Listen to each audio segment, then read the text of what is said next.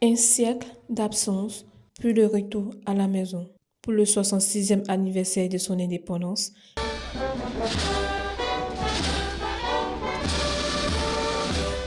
la Côte d'Ivoire a choisi de faire entrer en scène celui qui a longtemps manqué à son histoire, le Djidji Ayokoué. Restitué par la France il y a quelques semaines, le tambour parleur a effectué sa première apparition publique devant les Ivoiriens. Plus qu'un trésor culturel, il est devenu le symbole d'une mémoire retrouvée et le temps fort de cette célébration. Moi, je retiens de cette cérémonie aussi l'exposition pour la première fois à la population ivoirienne du tambour parleur Djidji Adjokwe, qui était parti il y a plus d'un siècle en France. Et là, c'est le résultat d'une belle coopération entre nos deux pays, le travail du président de la République, du président Ouattara, le travail de la ministre de la Culture. Et ça faisait chaud au cœur de voir ces communautés danser autour du tambour. Bonne fête nationale. Vous vivez dans un pays qui marche. Et c'est beaucoup, c'est déjà beaucoup, dans un pays sûr et dans un pays qui progresse. Donc félicitations à la Côte d'Ivoire.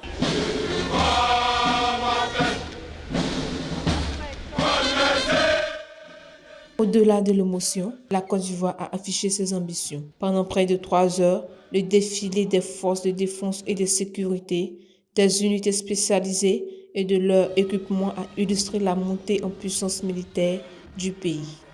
Dans le même temps, les principales filières agricoles, du cacao à l'anacarde en passant par le palmier à huile, ont rappelé les fondements d'une économie qui demeure l'un des moteurs de la sous-région. Il y a un effort qui est mis pour la sécurisation du pays, pour que les Ivoiriens vivent en paix.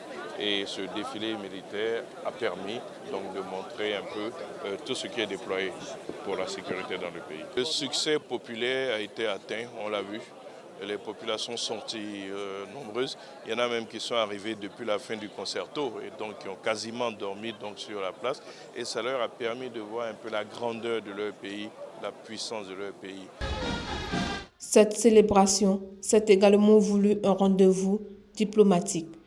4 pays invités d'honneur, le Gabon, la Guinée, le Bénin et l'Inde ont pris part aux festivités aux côtés des autorités ivoiriennes et du corps diplomatique.